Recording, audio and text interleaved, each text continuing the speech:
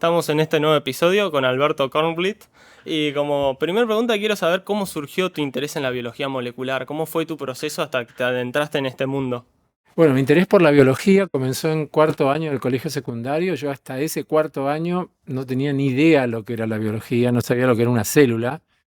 Y fue como un deslumbramiento gracias a una profesora que era de botánica y de biología, Rosa Guaglianone, que ya se murió, y que realmente no solo a mí, sino a un montón de jóvenes de esa época que íbamos al Nacional de Buenos Aires, nos abrió la cabeza hacia el mundo de lo vivo, de lo biológico, de las plantas, de los animales y de las moléculas. Ya en ese momento, que era 1970, ella nos hacía participar de los descubrimientos sobre los genes, el ADN, el ARN mensajero, el código genético. Estábamos en el secundario y la verdad es que a mí por lo menos me marcó para toda la vida y ya supe que quería, cuando terminara el secundario, seguir la licenciatura en Ciencias Biológicas en la Facultad de Ciencias Exactas y Naturales de la UBA, que es donde estamos ahora, en un instituto de esa Sí. facultad. Entonces ya desde muy joven supiste que querías, te interesaba esto y querías adentrarte en este mundo. Sí, sí, en el mundo de la investigación. También tiene que ver con un caldo de cultivo en la familia, porque mi papá era ingeniero, mi mamá era profesora de geografía, entonces la enseñanza y de alguna manera el conocimiento científico estaban presentes en mi casa. Mi hermana mayor estudiaba computación y la hermana del medio, yo soy el menor, era maestra jardinera, o sea que había una relación con la docencia, tanto secundaria como la aspiración de ir a la universidad. Sí, después en tu trabajo uno de los primeros grandes descubrimientos es que documentaste el quinto caso de splicing alternativo. ¿Cómo fue este proceso de descubrimiento? Y bueno, que me hagas una breve descripción de qué es el splicing alternativo para los que están escuchando y no saben bien de qué estamos hablando. Bien, cuando yo terminé mi licenciatura en Ciencias Biológicas, entré a hacer mi tesis doctoral en lo que se llamaba la Fundación Campomar, que dirigía el premio Nobel Luis Leluar, y entré a trabajar en un grupo de investigación que es el del doctor Torres, que también ya murió, y con la doctora Mirta Flavia, que vive y que era su esposa. Trabajamos en temas de bioquímica, no directamente de biología molecular. Pero en esa época surgieron muchos descubrimientos que los que estábamos haciendo el doctorado los leíamos, los comentábamos en seminarios y ya existía una especie de pasión por descubrir ese mundo de la ingeniería genética, de los genes y de las proteínas que eran codificadas por los genes. Entonces, cuando terminé mi doctorado, lo terminé muy rápido en 1980, ahí sí decidí ir a hacer un postdoctorado fuera del país y fui a lo de un investigador argentino, pero que ya estaba establecido en Inglaterra, que es Tito Barale, doctor Francisco Barale, que es mi maestro y mi amigo, y con él empecé a hacer con mis propias manos el trabajo de biología molecular que antes había leído, Sí. que era teórico, ahora era práctico. Y ahí con Tito, él me propuso estudiar un gen que codifica una proteína llamada fibronectina y estudiando ese gen, clonándolo, descubrimos sin buscarlo que ese gen podía dar lugar a más de una proteína. Hasta ese momento había algunos casos de esto, pero el concepto era que en general cada gen daba origen a un tipo Sí. de proteína. Nosotros encontramos con Tito, haciendo yo mi postdoctorado, que esto no era así en este gen. Y cuando descubrimos el mecanismo, es un mecanismo que, si bien ya había sido informado, había muy pocos casos en la literatura y este fue uno de los casos más paradigmáticos. Es decir, el gen está hecho de ADN y es copiado dentro del núcleo por una enzima de manera que se fabrica otra molécula que se llama ARN, ácido ribonucleico, que tiene la misma secuencia de bases que el ADN, pero no es el ADN. Y ese ARN, antes de salir del núcleo y dirigirse al citoplasma, sufre lo que se llama un procesamiento. Es como, yo siempre hago la metáfora, es como si fuera ese ARN un corte de tela y hay un sastre dentro del núcleo que lo que hace es cortar ciertos pedazos, descartarlos y coser los otros hasta formar el traje definitivo.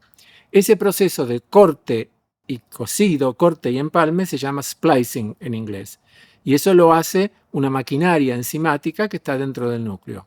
El tema es que el splicing alternativo es porque con un mismo corte de tela, metafóricamente, la célula fabrica distintos trajes, según dónde corte y dónde cosa.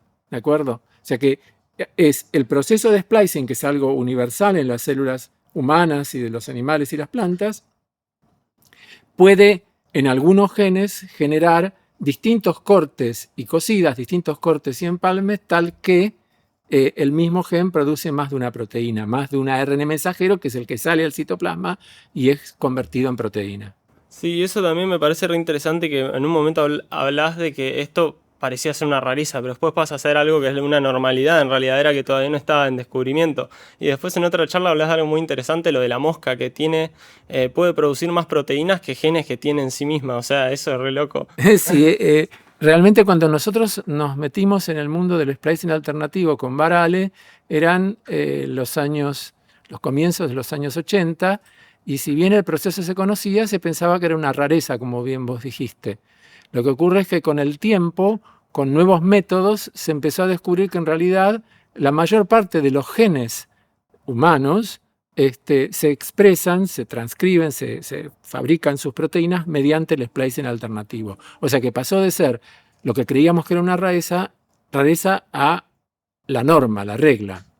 Y ese caso que vos mencionás es que es cierto, hay uno de los 16.000 genes de la mosca del vinagre, que es la que se usa mucho como modelo biológico, se usó en genética desde principios del siglo XX, uno solo de sus genes puede producir hasta 38.000 variantes proteicas distintas por splicing alternativo, y la verdad es que no es que es muy difícil explicarlo, pero tiene una funcionalidad esto. Es importante para un hecho biológico importante, que es que cuando la mosca o el organismo está desarrollando su sistema nervioso, las neuronas establecen conexiones llamadas sinapsis.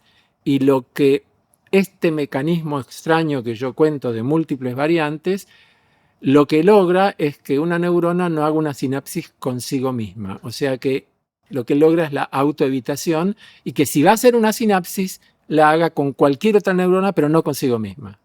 Sí, que eso también me acuerdo que decías como modo irónico, porque claramente no se va a conectar con otra igual, porque ya si puede producir tantas, la probabilidad es bajísima. Pero el hecho de que se conecte consigo misma, ese era el problema. Esa es la prevención se llama autoevitación, la prevención de establecer contactos consigo misma, porque las neuronas tienen axones muy largos y las terminales podrían establecer, dándose vuelta, una sinapsis con parte de ese axón. Pero eso no ocurre.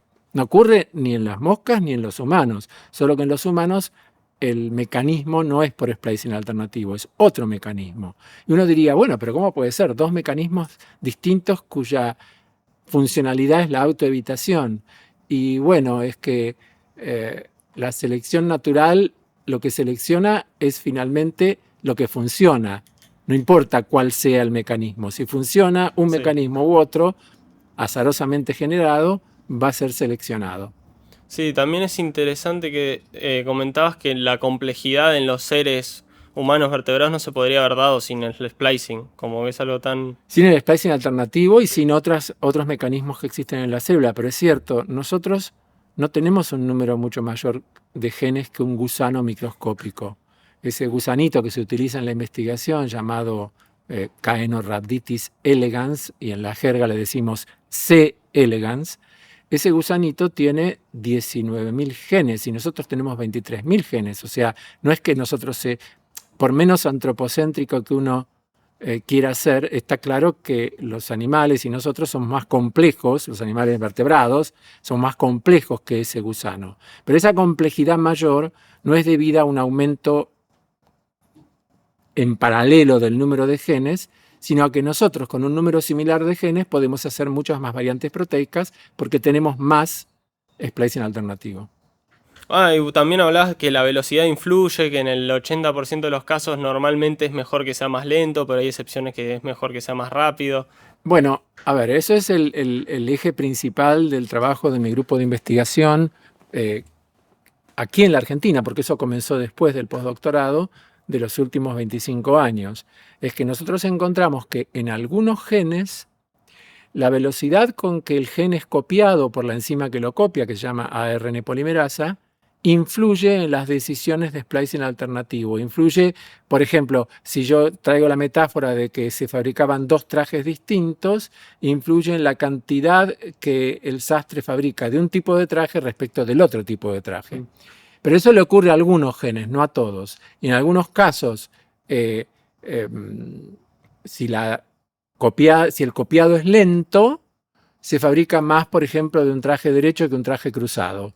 Pero si en otros genes ocurre al revés, o sea, depende de cada gen. Nosotros estudiamos íntimamente cuáles son estos mecanismos.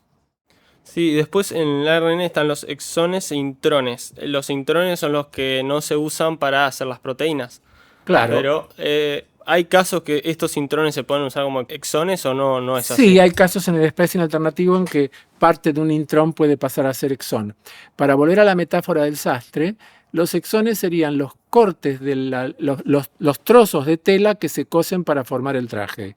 Y los intrones son los trozos de tela que se descartan. Ahora, en algunos splicing alternativos, parte de algún intrón no se descarta y es utilizado como si fuera un exón. Y bueno, esto también que hablábamos, el splicing para combatir enfermedades, me pareció súper interesante. Bueno, hay muchísimas enfermedades que están causadas por alteraciones en el splicing, o sea, alteraciones patológicas.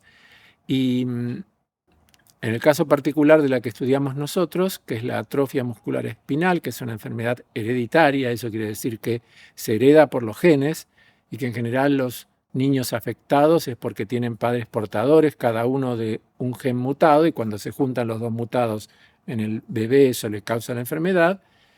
En ese caso, un colega uruguayo que trabaja en Estados Unidos hace muchísimos años, Adrián Kreiner, diseñó una terapia para esa enfermedad que consiste en corregir un evento de splicing alternativo, un evento que funciona mal y lo corrige de manera de que funciona bien.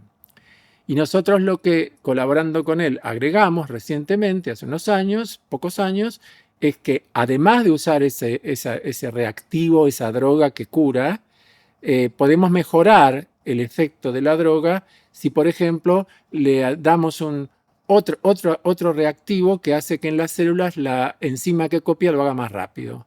Si lo hace más rápido, ayuda al efecto de la terapia de Kreiner. Y eso, bueno, ha sido un hallazgo muy interesante que salió publicado en la revista Cell, que es una revista muy importante en el área de biología molecular y celular, y que también nos ha permitido tener la tapa. Una colega la diseñó para ilustrar lo que encontramos y tiene que ver porque esa velocidad más rápida, más lenta, tiene que ver con la estructura que tiene la cromatina. La cromatina es la asociación del ADN a proteínas.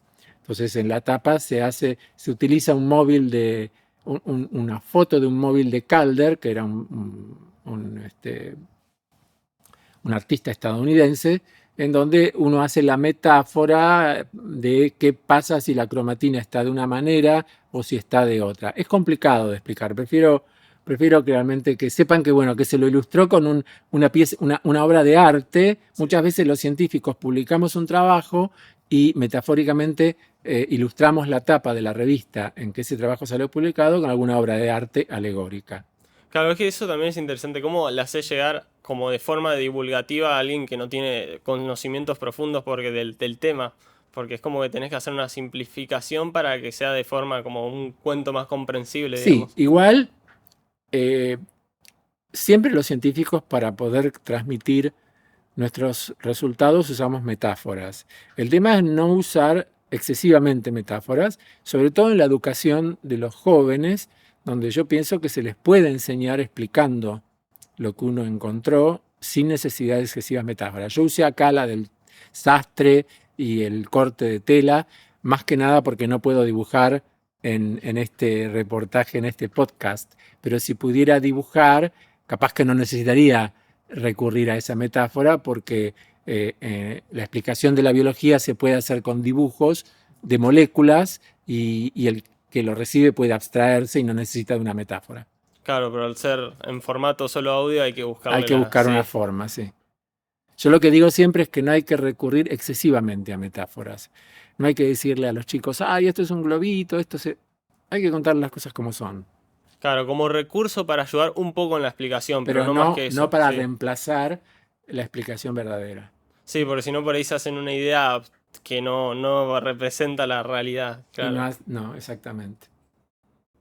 Ah, y eso justo nombramos lo del el tema de las plantas. También eso me pareció re interesante en la investigación, que el cloroplasto manda una señal, que vi una entrevista que no sabía en la naturaleza, después leí por ahí que era química, no sé al final en qué quedó eso, Sí, ese es pero un trabajo. sí, Nosotros, en mi grupo siempre trabajó en células animales, en células humanas en cultivo. Y eventualmente, en algunas circunstancias, como el trabajo en la atrofia muscular espinal, también hicimos experimentos en ratones que son modelo de la enfermedad. Pero hace ya unos cuantos años, Ezequiel Petrilo, que era estudiante de doctorado en mi grupo, se tiró a la pileta de trabajar en plantas. Y en plantas hay mucha experiencia acá en la Argentina, hay muchos buenos grupos de biología molecular, tanto en la capital federal, acá en Buenos Aires, como en Rosario, en Santa Fe, en Córdoba. Entonces, para nosotros era una experiencia nueva, pero bueno, por suerte Ezequiel y otros discípulos que tuve después encontraron cosas interesantes en las plantas. Por ejemplo, que ahí también la velocidad con que el gen es copiado para fabricar ARN mensajero afecta el splicing alternativo de las plantas y que la que controla eso es la luz. Y encontramos que lo controla a través de los cloroplastos. Los cloroplastos son los organelos de las células vegetales donde se realiza la fotosíntesis. Pero el cloroplasto aparentemente no solo sirve para hacer fotosíntesis, sino también cuando recibe la luz manda señales al núcleo, que son señales químicas, y controla el splicing alternativo de la planta, produciendo cambios en el fenotipo, cambios en el comportamiento. Bueno, las plantas no se mueven, pero en su respuesta al medio. Y ahí también vimos que, por ejemplo, cuando no hay luz, es decir, de noche, la enzima que copia a los genes va más lenta y cuando hay luz, es decir, de día, la enzima va más rápida y eso hace cambiar el splicing alternativo de muchos genes. sí, también que habían probado dejar plantas en condiciones con luz constante o sin luz y las plantas como que pasaban a estar en mucho peor condiciones porque necesitan esa alternancia. Exactamente, lo leíste muy críticamente el trabajo, se ve. Sí, necesitan esa alternancia en condiciones fisiológicas. Si no la tienen, se produce una situación patológica, o sea, mal crecimiento. Y no es nuestro trabajo, pero recientemente, este año, en Nature salió un trabajo de un grupo de Nueva York donde descubre que la pérdida de la cola en los primates hominoides, es decir, en los gibones, los gorilas, chimpancés, orangutanes y nosotros, la pérdida de la cola que ocurrió hace 27 millones de años en ese linaje y nos diferencia de los monos con cola, ese evento fue consecuencia de una mutación en el genoma del ancestro hace 25 millones de años que genera un nuevo splicing alternativo.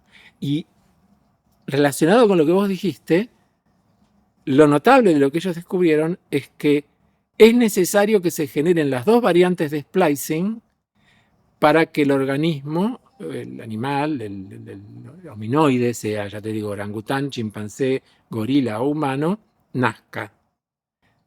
Y que ese splicing que da las dos variantes es el que hace que no tenga cola. Si se altera ese splicing, podría tener cola. Y si el gen no se expresa directamente, eso es letal embrionario, no nace. O sea, se tiene que expresar y tiene que haber splicing alternativo para que nazca y haya cola, y no haya cola. O sea, puede nacer tanto con cola como no, entonces. Bueno, en teoría sí, no existe mucho eso en la naturaleza, Ah, pero si uno busca en internet va a ver algunos fetos que desarrollaron colita muy pequeña. No se hizo el estudio genético para ver a qué correspondía, pero existen malformaciones, porque la cola lo que es una continuación de la columna vertebral.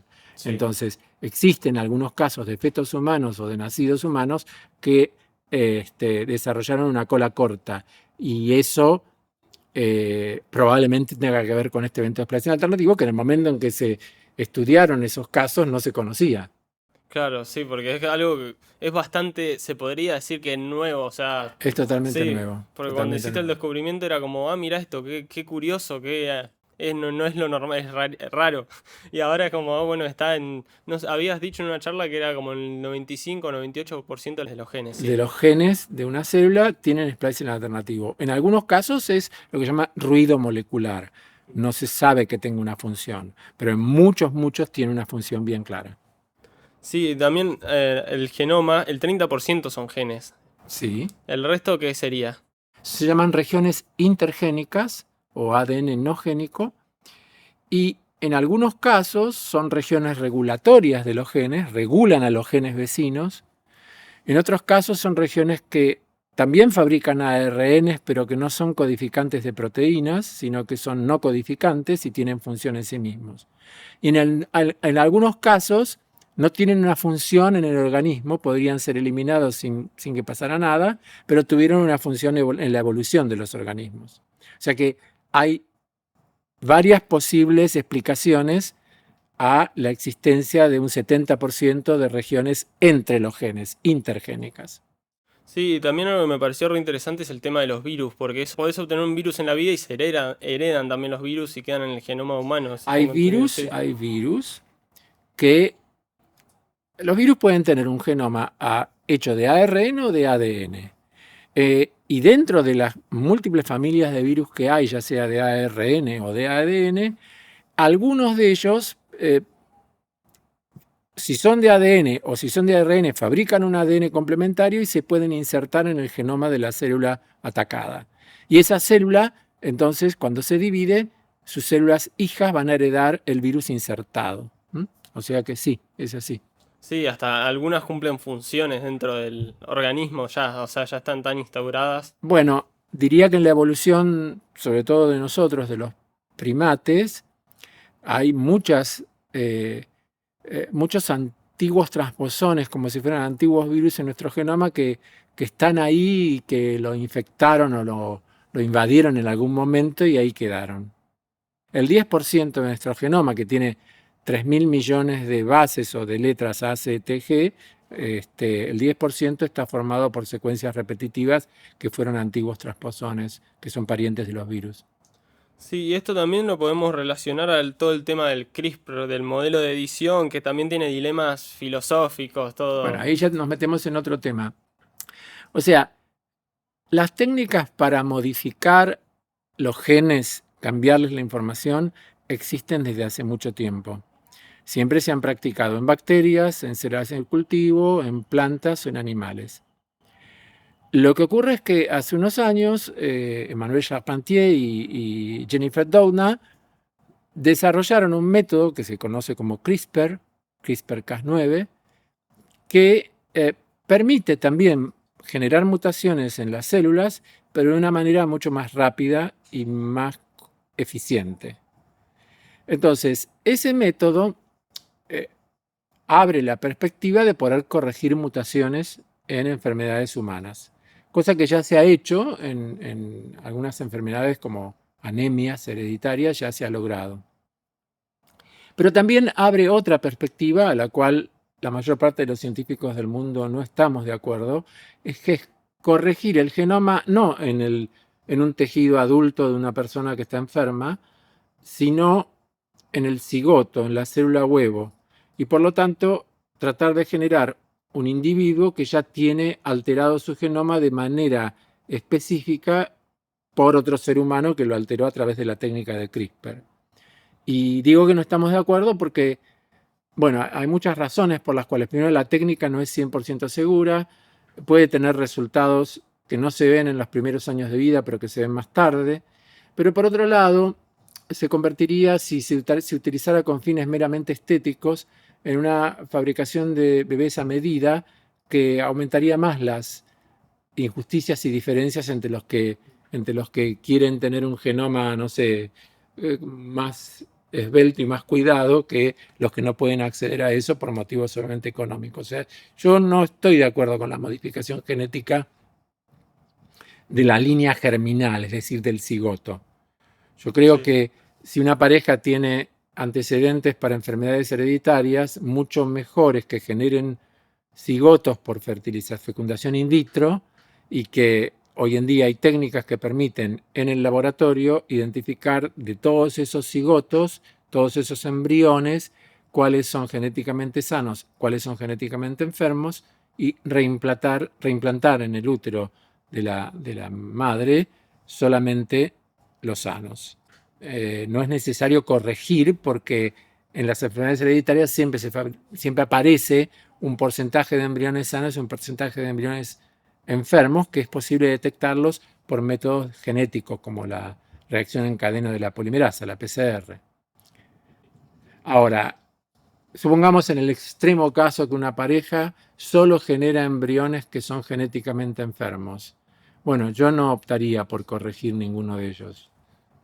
La, la paternidad y la maternidad son el ejercicio de la crianza y no necesariamente el ejercicio de la gestación y de la continuidad biológica. Darle demasiada importancia a la continuidad biológica es lo que se conoce como determinismo genético, determinismo biológico.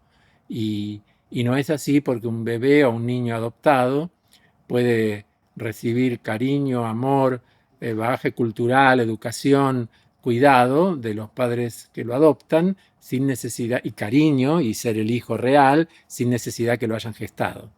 Sí, además esto si se hiciera deliberadamente ya modificar cualquier cosa, ¿hasta qué punto seguirían siendo humanos o no? Porque ya llegaría un punto... No, humanos Sí. seguirían siendo. Lo que pasa es que habría como subclases de humanos que aumentaría las diferencias raciales y de poder económico que ya existen. Claro, y terminaría, o sea, hablando a largo plazo en hipotéticos, reemplazando a los otros que no fueron Bueno, eso ya es un modificados. poco ciencia Sí, un ficción. poco, sí, sí, Un poco pero... ciencia ficción el reemplazo. En general, pese a que los humanos en sociedad tenemos serios problemas, también sabemos de alguna manera, a través de nuestras instituciones, tratar de controlar eso, ¿no? Que no ocurran esos. Aunque no podemos controlar las guerras que están ocurriendo ahora y las masacres que están ocurriendo ahora. O sea, para el desastre de las guerras y de las masacres y la explotación no hace falta ingeniería genética y no hace falta CRISPR-Cas9. Ya ocurre sin eso. Claro, igual a eso también me hace pensar en otra cosa. Todos son herramientas, depende cómo se usen. O sea, esto es muy interesante, pero lo podés usar para cosas que sean buenas para la sociedad, como que Por no. supuesto, esa es la metáfora del martillo en la investigación científica, que puede ser utilizado para clavar un clavo y construir una casa, o para matar a una persona. Pero no es solo eso. Los científicos que trabajamos en temas que puedan tener alguna aplicación no buena, debemos advertirlo. Tenemos que ser conscientes de eso, y que somos eh, en, en parte responsables de que no se use para el mal. Sí, O sea, eso es lo que se conoce como ética de la ciencia y la tecnología. claro, tener estos. Pensar a futuro también cómo podría repercutir Claro, o no no. debe Sí. privar al científico. O sea, hubo, por ejemplo, en China un médico que generó dos niñas por modificación genética con CRISPR-Cas9. Y la verdad es que no pidió ninguna autorización, se lo juzgó y se lo encarceló, porque eso, así como está planteado, es un crimen. Igual parece ser que las niñas están bien, pero no se experimenta con bebés, Sí, no, no. ¿no? Porque puede salirte mal. Y de hecho, se comprobó que, si bien él quiso modificar un gen en particular, porque la técnica no es lo suficientemente específica, hay otras regiones del genoma que se modificaron. Quizás no tengan ninguna importancia en la vida de estas niñas, o quizás sí, no lo sabemos. Claro, no podés controlar tampoco la repercusión que vaya a tener No. porque es muy incontrolable.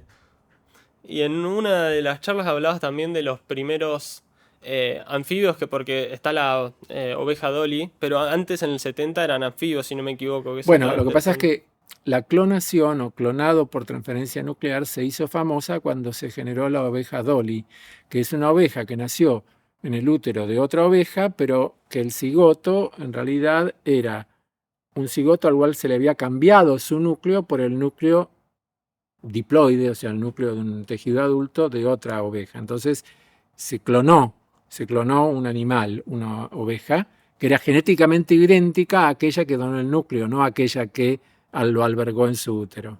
¿Se entiende Sí, esto? Bien, eso fue de alguna manera muy mediático y también abrió la fantasía de si se podrían clonar humanos. Y hoy en día se clonan caballos, se clonan vacas, se clonan de todo, peces.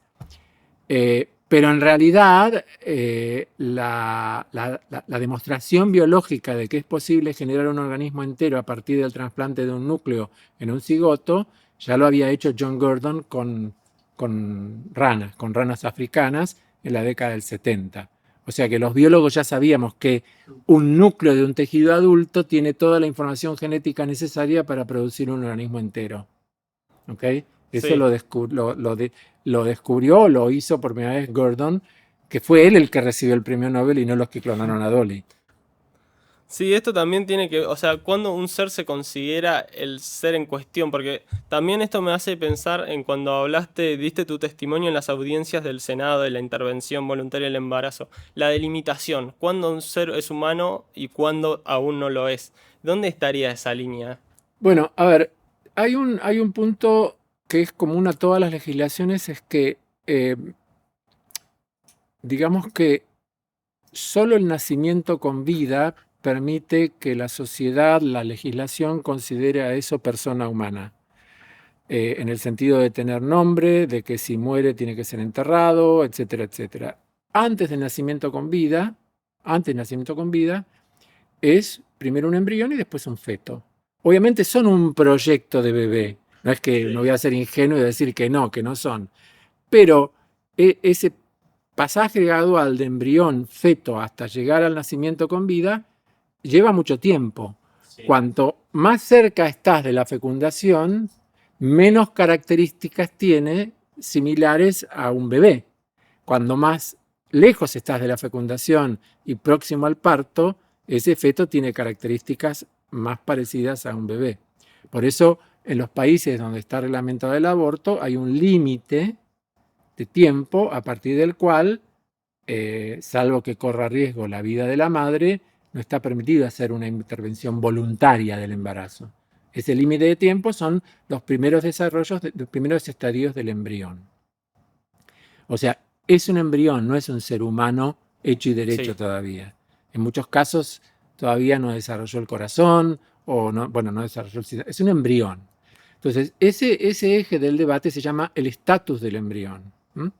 Entonces, eh, hay distintas posiciones respecto del estatus del embrión, pero la más fundamentalista es la posición religiosa de la Iglesia, que considera que desde el cigoto eso ya es un ser humano. Por lo tanto, cualquier interrupción de eso sería un asesinato.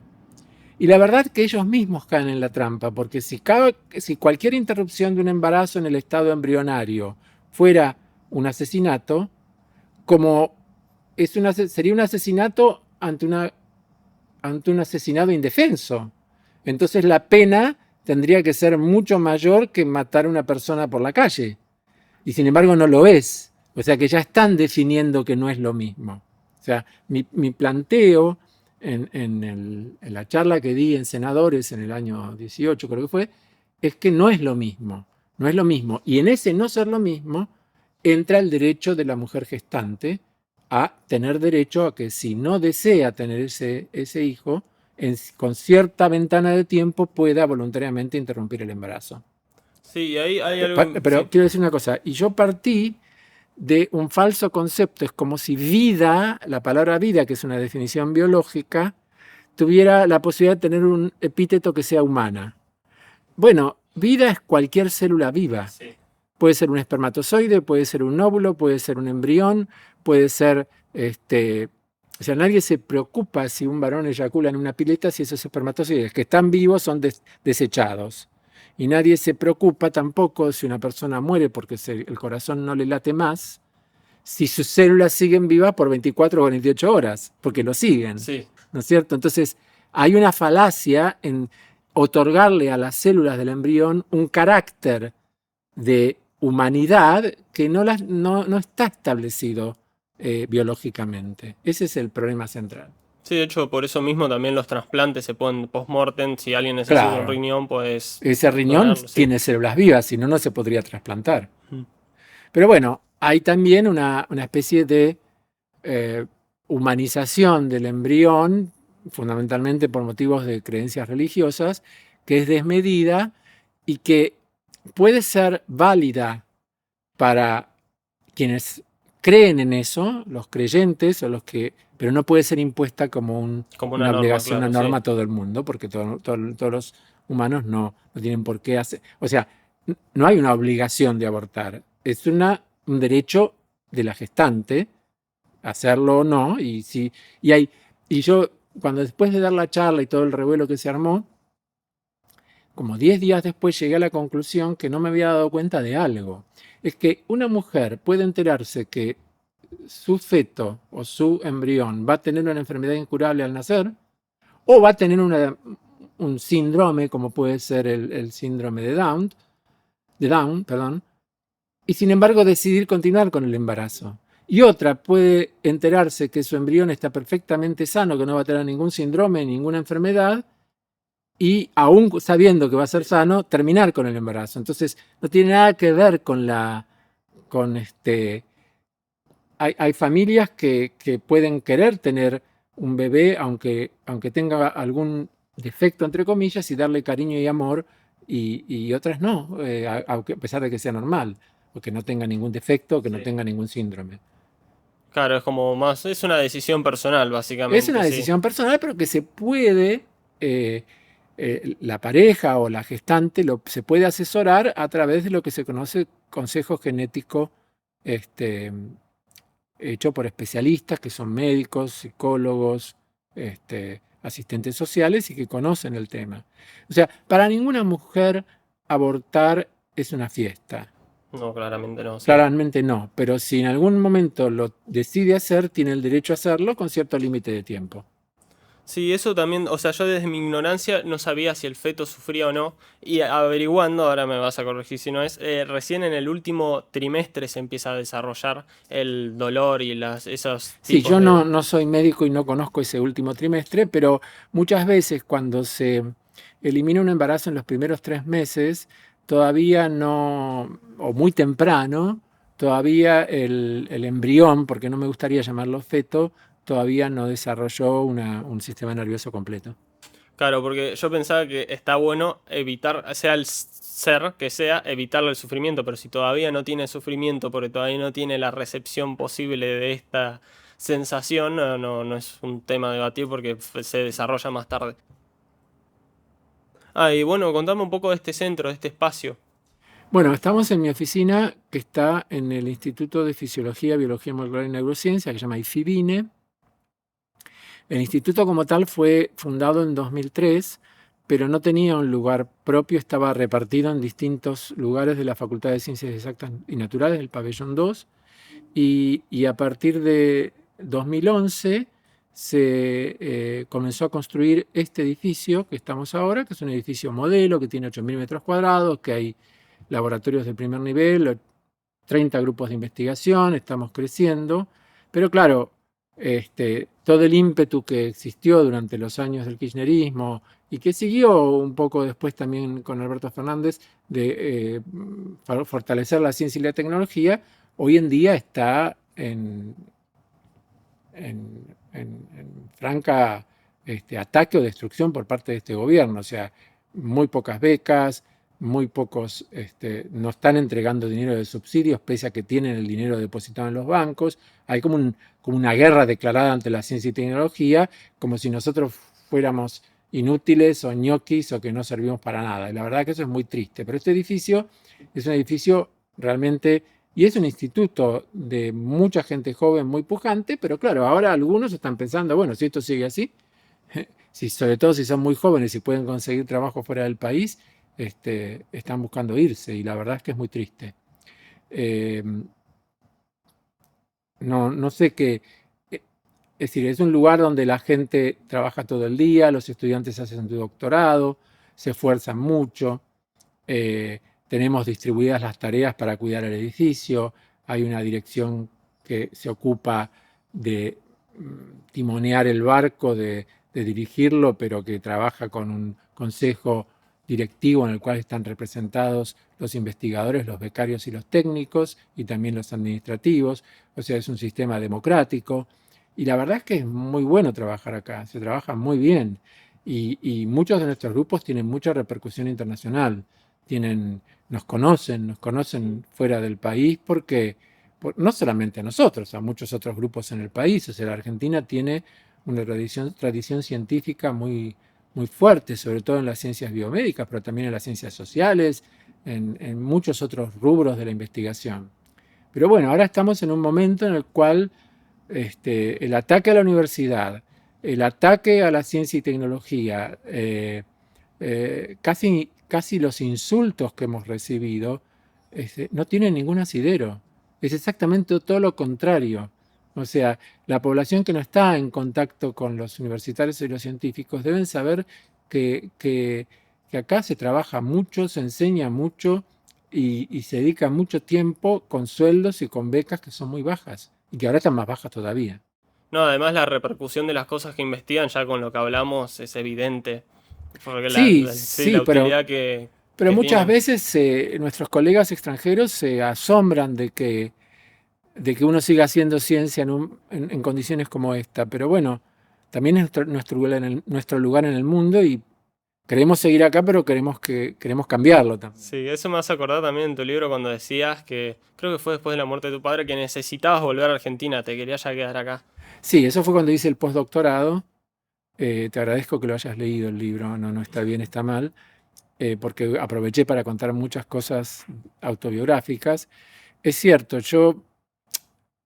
pasé 3 años muy fructíferos en Oxford, en Inglaterra, pero yo necesitaba volver a mi país, sobre todo porque recién había vuelto a la democracia, estábamos hablando del año 84, y la verdad es que quería volver a devolverle a mi país aquello que me había dado, por lo cual me había permitido incluso ir afuera y perfeccionarme. Pero yo la tesis la hice en este país. Yo el jardín de infantes, la escuela primaria, la escuela secundaria, la universidad y la tesis doctoral las hice aquí. Sí. O sea, yo nunca viví mucho tiempo afuera. Viajé muchísimo, pero lo máximo que viví fueron 3 años en Inglaterra. Ah, Y era muy joven. Fui a los 27, volví a los 30. A los 30 ya conseguí un puesto de profesor aquí por concurso y toda mi carrera la hice aquí. Y a veces es difícil hacerle entender a los sectores del poder económico que son bastante ignorantes, que piensan que los grandes logros solo se hacen fuera del país.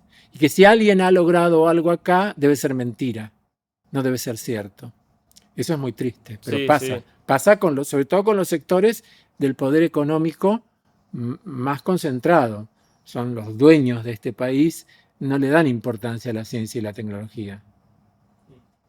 Sí, además, o sea, cualquier avance, podés hacer avances con pocos recursos, pero es mucho más complicado. O sea, te facilita mucho más el trabajo si tenés los equipamientos y cosas que Obviamente, necesitas y no son obviamente, todas trabas. obviamente, obviamente. Y si nosotros comparamos a la inversión en ciencia y técnica argentina, aún en sus mejores momentos, no ahora, es menor que lo que invierte Brasil, Chile y México, por ejemplo.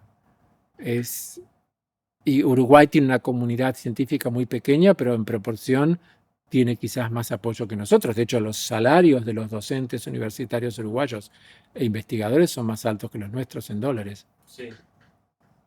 O sea que, bueno, fíjate, cuando vos viviste en España, cuando yo era estudiante de doctorado en la Fundación Campomar, España todavía estaba saliendo del franquismo. Y la verdad es que eh, la investigación científica básica en España no estaba muy desarrollada porque durante la dictadura franquista muchos investigadores españoles se exiliaron y, y no se desarrolló mucho. Así que muchos venían al Instituto del Eluar a formarse, a trabajar acá en la Argentina. Argentina tenía un desarrollo mayor. Pero esa tortilla se dio totalmente vuelta. Hoy en día España es una potencia científica con excelentes investigadores, excelentes institutos de investigación, gran inversión del Estado y privada, y la Argentina con este gobierno está haciendo marcha atrás. ¿Y qué países considerás que son los más desarrollados en cuanto a tecnología, que tienen más recursos y están... Bueno, sin duda Estados Unidos, Inglaterra, Alemania se destacan, se destacan. Pero después también, como dije, España, hay nichos en Portugal, nichos de excelencia en Portugal, en Italia, en México, en Canadá, sin duda. Bueno, Sí. cuando dije Estados Unidos, Inglaterra y Alemania, incluyo Canadá e incluyo Francia, pero hay distintas modalidades, ¿no? Pero fuerte, fuerte, fuerte. Por supuesto, Japón y China, que está invirtiendo millones y millones de dólares en ciencia y tecnología y en ciencia básica. Están saliendo a competir internacionalmente. A veces la calidad de sus investigaciones es bastante estándar, pero otras veces tienen tanta plata invertida, tantas Claro. universidades, que indefectiblemente cada tanto sacan algún resultado absolutamente deslumbrante. Sí, y acá en Por el... supuesto, hay Sí. Singapur también, y Singapur es una isla muy pequeña y tiene un gran desarrollo científico. Corea del Sur también. En fin, hay por todas partes. La verdad, Israel tiene un desarrollo científico muy importante. Así que bueno, por todo el mundo. Sí, en este centro actualmente, ¿cuáles son las cosas que están trabajando? O sea, si bien son un montón, algunas de las Mira, principales, acá hay digamos. todo un grupo grupos de investigadores que trabajan en comportamiento animal, en memoria, estudian cómo se produce la memoria en el animal, cómo se extingue la memoria y cómo se consolida la memoria en un animal. Usan cangrejos, que es un modelo que estableció acá el doctor Héctor Maldonado, que ya se murió hace muchos años, que fue el padre científico de todo este grupo, y usan también ratones. Hay gente que trabaja en cómo se establecen las redes neuronales, por ejemplo, en sanguijuelas. Hay gente que trabaja en biología molecular vegetal, tanto en comprender cómo funciona la planta como en tratar de mejorar las variedades para que tenga mejor producción. Acá se acaba de incorporar un grupo muy brillante de un joven investigador que es Federico Ariel, que viene de Santa Fe, de la ciudad de Santa Fe, que se estableció acá y él incluso fundó su propia empresa y está trabajando para ver cómo modificar a las plantas a campo abierto sin necesidad de cambiarlas genéticamente y está teniendo éxito. Y después hay gente que trabaja en cáncer, gente que trabaja en epigenética, que es cómo los genes cambian, no su información, no es que mutan, sino cambian su capacidad de expresarse, de fabricar proteínas. En fin, es muy variado y cuando tenemos nuestros seminarios al mediodía y damos nuestras charlas, las discusiones son discusiones en el sentido como se usa en inglés, no peleas, sino intercambio de ideas, son realmente muy, muy lindas, porque Sí. hay mucha gente muy original que hace preguntas y usa la curiosidad, aunque yo tampoco estoy muy de acuerdo con eso de que nosotros hacemos ciencia solamente basada en curiosidad. Yo creo que la curiosidad es un elemento, pero no es único, pero hay un conocimiento también de qué es lo que en el mundo científico no está resuelto y habría que resolver. O sea que no basta con la curiosidad. Sí, también, bueno, cuando hablas de las plantas, son los tiempos de las investigaciones. Y también voy publicando a poco o espero a tener algo más consolidado y publicarlo. Eso también es muy Bueno, es interesante. interesante lo que planteas, porque hay una presión del sistema de que las personas tienen que publicar regularmente, pero a veces eso los obliga a publicar investigaciones que no están terminadas, que están incipientes, que no están totalmente desarrolladas, quizás en revistas que no son tan exigentes, con tal de tener un renglón. Y yo creo que hay que tener un compromiso entre hacer algo porque ¿qué es publicar? Publicar no es tener un renglón, es que otros te lean Sí, que y que se influya. inspiren e Ujú. influyan en lo que vos encontraste. O que establezcas una nueva colaboración con alguien que te leyó. Te dice, che, qué bueno esto que tenés, ¿no querés que hagamos una colaboración? O que se inspire y pueda curar una enfermedad con lo que vos encontraste. Pero bueno, hay un equilibrio, ni publicar cualquier cosa para tener renglones, ni tampoco esperar años, porque también es cierto que cada tanto tenés que haber hecho lo suficiente como para que puedas mostrarlo a la comunidad científica internacional a través de una publicación. Es un compromiso, pero lo que pasa es que si se cortan los fondos, como está ocurriendo ahora, ya no se va a poder ni publicar poco, ni publicar trabajos incompletos o trabajos muy completos, porque faltan los fondos y solo van a subsistir aquellos que puedan conseguir subsidios internacionales. Sí. Que los hay, pero que no podés pensar en eso. El país tiene que financiar a sus propios científicos. Sí, también esto de cuando se publican, muchas veces te rechazan también. Obviamente, Y en sí. uno, por ejemplo, en uno te había dicho que no sabían la naturaleza de la señal, pero ya había un montón de información relevante de la investigación, como que eso todavía estaba A ver, así yo veo el circuiteando. problema de los dos lados del mostrador. Lo veo como científico que escribe una publicación y la manda a publicar a una revista y la revista tiene un editor que lo que decide es, bueno, ¿la considero o no la considero? Si la considero, la mando a referíes externos que son anónimos. Yo no me entero quiénes son. Los referíes devuelven su informe y según si el informe es positivo o negativo, el editor toma la decisión de o rechazar el trabajo o aceptarlo generalmente con modificaciones menores, o pedirle a los autores, a mí, que hagamos más experimentos para confirmar aquellas cosas que no convencen a los referíes. Sí. Pero yo también lo veo del otro lado del mostrador, porque yo soy editor de revistas. Entonces también a mí me llegan trabajos y tengo que decidir si son lo suficientemente robustos como para mandarlos a referiar, a evaluar por evaluadores anónimos, o si los rechazo de entrada. Es decir, es una dinámica que se conoce como la revisión por pares. Dentro de ese esquema, por supuesto que se pueden cometer injusticias. Muchas veces los revisores son encarnizadamente negativos cuando en realidad están revelando un odio o una competencia que no deberían revelar.